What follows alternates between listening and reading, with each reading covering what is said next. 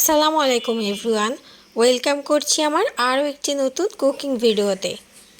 আজকে তৈরি করে দেখাবো রোদে দেওয়ার ঝামেলা ছাড়াই টক ঝাল মিষ্টি কাঁচা আমের আচার।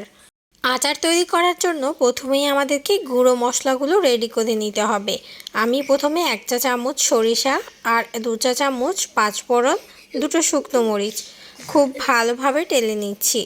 টেলে নেওয়ার সময় খেয়াল রাখতে হবে যেন পুড়ে না যায়। সাবধানে একটু সময় নিয়ে টেলে নিতে হবে। টেলে আমি তুলে নিচ্ছি। এখন অন্য একটি পাত্রে আমি 1 চা চামচ জিরাও টেলে নিচ্ছি। জিরা যেহেতু টেলে নিতে একটু সময় বেশি লাগে, এই কারণে আমি আলাদা করে টেলে নিয়েছি। এরপর সবগুলো মশলা একসাথে গুঁড়ো করে সাইডে রেখে দিয়েছি। কাঁচা আমগুলোকে আমি এভাবে কেটে নিয়েছি। একটা আমকে আমি 8 পিস করেছি। আর আমের যে পিছনের সাইডটা সেখানে একটু দাগ কেটে নিয়েছি।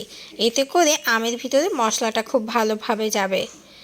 একটা পাত্রে পানি বেশ খানিকটা সময় ফুটিয়ে তার মধ্যে 1 চা চামচ লবণ দিয়ে আগে থেকে ধুয়ে রাখা আমগুলো আমি এখন অ্যাড করে দিচ্ছি।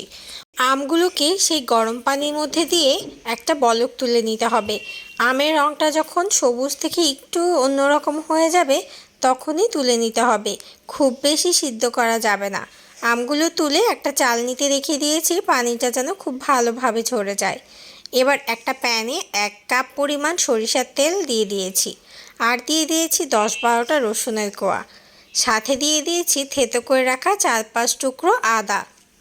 চাইলে এই মশলাগুলো বেটেও দেওয়া যায়, তবে রসুনের কোয়া আচারের মধ্যে খেতে আমার বেশ ভালো লাগে, তাই আমি একটু গোটাই ব্যবহার করলাম। 2 টুকরো দিয়ে দিয়েছি শুকনা মরিচ। আর এবার দিয়ে দিব আগে থেকে যে আমগুলো সিদ্ধ করে রেখেছি সেই আমগুলো। সাথে দিয়ে দিচ্ছি 1/2 কাপ পরিমাণে চিনি। এখন দিয়ে দিব 1/2 চামচ পরিমাণ লবণ। লবণ আমরা যেহেতু আগেও ব্যবহার করেছি, তাই লবণটা একটু বুঝে শুনে ব্যবহার করতে হবে। এ পর্যায়ে চিনিটাকে ভালোভাবে মিশিয়ে 1 চা চামচ দিয়ে দিয়েছি মরিচের গুঁড়া, 1 চা চামচ দিয়ে দিয়েছি হলুদের গুঁড়া, 1/2 চামচ মতো দিয়ে দিয়েছি ধনে গুঁড়া। এবার মশলার সাথে সব কিছুকে ভালোভাবে একটু নেড়ে চেড়ে নিতে হবে। খেয়াল রাখতে হবে খুব বেশি জোরে নাড়াচাড়া করা যাবে না, তাহলে কিন্তু আমগুলো ভেঙে যাবে। আমগুলোর থেকে যখন একদম তেল ছেড়ে আসবে, চিনি একদম গলে যাবে, এ পর্যায়ে আগে থেকে গুঁড়ো করে রাখা গরম মশলাটা দিয়ে দিতে হবে। আর আমার একটু লবণ টেস্ট করে মনে হয়েছে একটু লবণ প্রয়োজন, আমি একটু লবণও অ্যাড করে নিয়েছি।